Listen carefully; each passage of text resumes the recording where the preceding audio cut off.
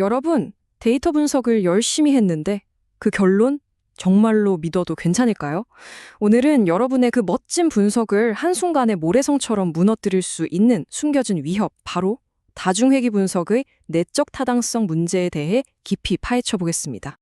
본격적으로 시작하기 전에 이 질문부터 한번 스스로에게 던져보죠. 우리가 열심히 회귀 모델을 돌렸어요. 그랬더니 A가 B의 원인입니다 하고 딱 결과가 나왔다고 칩시다. 근데 그 말을 진짜 얼마나 믿을 수 있을까요?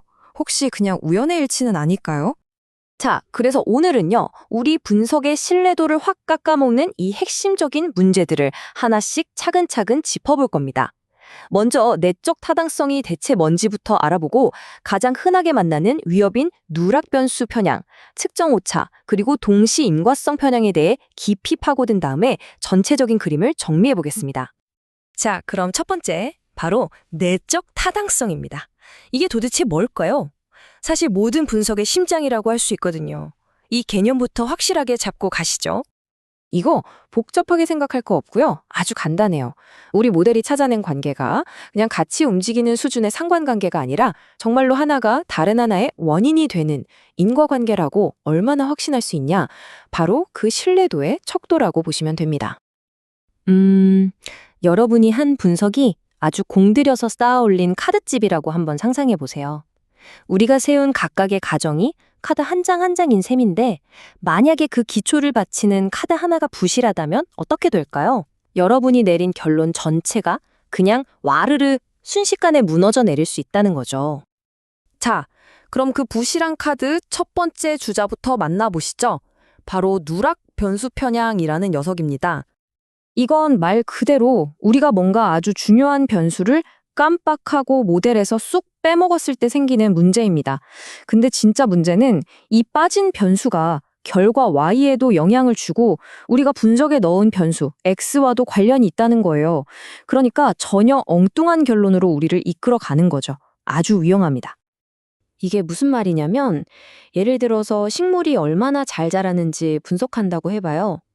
근데 햇빛 데이터만 보고 정작 엄청 중요한 물을 얼마나 줬는지는 쏙 빼놓고 분석하는 거랑 똑같은 거예요. 그럼 어떻게 될까요? 당연히 햇빛의 효과가 막 부풀려지거나 아예 틀린 결론이 나오겠죠? 자, 이제 두 번째 문제로 넘어가 볼게요. 이번에는 변수를 빼먹은 건 아니에요. 근데 우리가 쓰는 데이터 자체가 좀 오염됐을 때? 네, 바로 측정 오차가 있을 때 어떤 일이 벌어지는지 한번 보시죠. 이건 아까처럼 뭘 빼먹는 문제가 아니고요. 우리가 분석에 넣은 그 변수 자체가 애초에 잘못 측정된 경우를 말합니다. 그리고 이게 그냥 조금 틀리는 수준이 아니라 아주 체계적으로 결과를 왜곡시켜 버려요. 자, 이 수식을 보면 좀 복잡해 보일 수 있는데 핵심은 정말 간단합니다. 우리가 데이터로 보는 값, 예를 들어 소득이라고 해볼게요. 우리가 데이터로 보는 소득은 사실 그 사람의 진짜 소득에다가 뭐 설문조사에서 살짝 거짓말을 했거나 아니면 기억이 가물가물해서 잘못 적었거나 하는 그런 특정 오차가 더해진 값이라는 거죠. 바로 그 개념을 수학적으로 표현한 겁니다. 바로 이 부분, 이게 정말 핵심인데요. 보세요. 우리 모델은 사실 저기 위에 있는 진짜 X, 그러니까 오차가 없는 깨끗한 X를 가지고 돌려야 정확한 결과가 나오거든요. 근데 현실은 뭐죠? 우리가 가진 데이터는 저 아래에 있는 X 틸다, 즉 오차 W가 덕지덕지 붙어있는 뭐랄까 좀 오염된 X인 거예요. 이걸로 분석을 돌리니까 당연히 문제가 생기겠죠? 자, 그럼 이 오차 때문에 결과가 대체 얼마나 그리고 어느 쪽으로 틀어지는 걸까요? 다행히도 계량경제학은 이걸 수학적으로 아주 명쾌하게 보여줍니다. 바로 이 수식 9.2가 그 해답이죠. 자, 이 수식 정말 중요합니다. 한번 자세히 뜯어보죠. 왼쪽에 있는 베타 1햇, 베타 곱해에는 우리가 데이터를 가지고 분석해서 얻어낸 추정값이에요. 그리고 오른쪽에 있는 베타 1은 우리가 정말로 알고 싶은 진짜 값이죠. 그리고 이 둘을 연결하는 게 바로 저 가운데 있는 분수입니다. 자, 분모를 한번 보세요. 시그마 X제곱 더하기 시그마 W제곱이죠. 여기서 핵심이 바로 저 시그마 W제곱입니다. 이게 바로 측정 오차의 크기, 즉 분산을 뜻해요. 한번 생각해 보세요. 만약에 데이터가 엉망이라서 이 측정 오차가 엄청나게 크다고 해봅시다. 그럼 분모가 어마어마하게 커지겠죠? 그럼 이 분수 전체 값은 어떻게 될까요? 1보다 훨씬 작은 거의 0에 가까운 숫자가 되어버립니다. 자, 그럼 이게 무슨 뜻이냐? 우리가 열심히 계산한 추정값 베타1이 실제 진짜 값 베타1에다가 0에 가까운 수를 곱한 게 되어버린다는 거예요. 즉, 효과가 거의 없는 것처럼 0에 가깝게 축소되어 나타난다는 거죠. 이걸 정리하면 이렇습니다. 측정 오차가 아주 작으면 저 분수가 1에 가까워져서 우리가 추정한 값이 진짜 값이랑 거의 비슷하게 나와요. 문제가 없죠? 하지만 측정 오차가 커지면 분수는 0을 향해 달려가고 우리가 추정한 값도 덩달아 0으로 쪼그라듭니다. 이건 그냥 결과가 좀 틀렸네 수준이 아니에요. 실제로는 엄청나게 중요한 변수인데도 불구하고 이거 별로 효과 없네 하고 완전히 잘못된 결론을 내리게 만드는 아주 무서운 편향입니다. 자, 지금까지는 변수 하나하나의 문제였다면 이제는 관계 자체가 꼬여있는 더 골치 아픈 문제로 넘어가 보겠습니다. 그 유명한 닭이 먼저냐 달걀이 먼저냐 문제, 바로 동시 인과성입니다. 이건 말 그대로 X가 Y의 원인이 되면서 동시에 Y도 X의 원인이 되는 이런 양방향 고속도로 같은 상황인 거죠. 근데 우리가 쓰는 일방적인 회귀 분석은 일방총액만 가정하거든요. 그러니까 이런 피드백 루프를 만나면 그냥 속수무책으로 당할 수밖에 없는 겁니다. 가장 대표적인 예시가 이거죠. 경찰을 더 많이 뽑으면 범죄율이 내려갈까요? 네, 그럴 수 있죠. 근데 반대로 생각해보면 범죄율이 높은 동네니까 경찰을 더 많이 배치하는 거 아닐까요? 그렇죠. 원인과 결과가 막 뒤엉켜 있잖아요.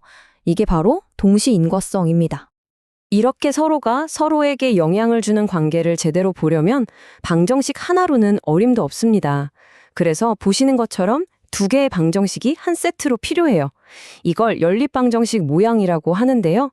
하나는 X가 Y에 미치는 영향을, 다른 하나는 반대로 Y가 X에 미치는 영향을 각각 보여줘서 이 복잡한 상호작용의 실체를 파헤치는 거죠. 자, 수식을 한번 보세요. 첫 번째 식은 X가 Y에 영향을 미치는 경로를 보여줍니다.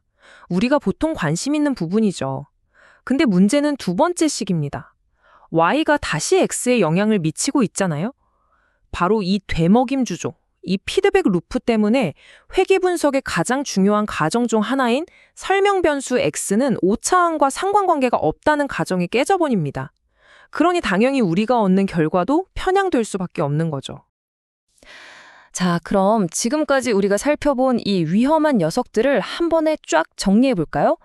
여러분이 앞으로 분석을 할 때마다 꼭 스스로에게 던져봐야 할 일종의 체크리스트라고 생각하시면 됩니다. 바로 이 5가지입니다. 우리가 지금까지 이야기했던 누락 변수, 그리고 오늘 자세히 다루진 않았지만 관계의 모양을 잘못 설정하는 함수 형태 오류, 방금 본 측정 오차, 또 편향된 샘플을 쓰는 표본 선택 편향, 그리고 마지막으로 동시 인과성. 이 5가지가 바로 여러분의 분석을 신뢰할 수 없게 만드는 주범들이라고 할 수 있습니다. 그러니까 앞으로 분석할 때 항상 이 질문들을 스스로에게 던져봐야 합니다. 혹시 내가 빼먹은 중요한 변수는 없나? 이 둘의 관계가 정말 단순한 직선일까? 내 데이터는 믿을만 한가? 이 샘플이 전체를 대표한다고 할 수 있나? 그리고 마지막으로 이거 혹시 닭과 달걀의 문제 아닐까? 하고 말이죠. 오늘 우리는 이 중에서 특히 중요한 3가지를 깊게 파고들어 봤습니다. 자, 오늘 우리는 여러분이 공들여 만든 분석이라는 칩이 사실은 얼마나 쉽게 무너질 수 있는지를 보여주는 몇 가지 약한 카드들을 살펴봤습니다.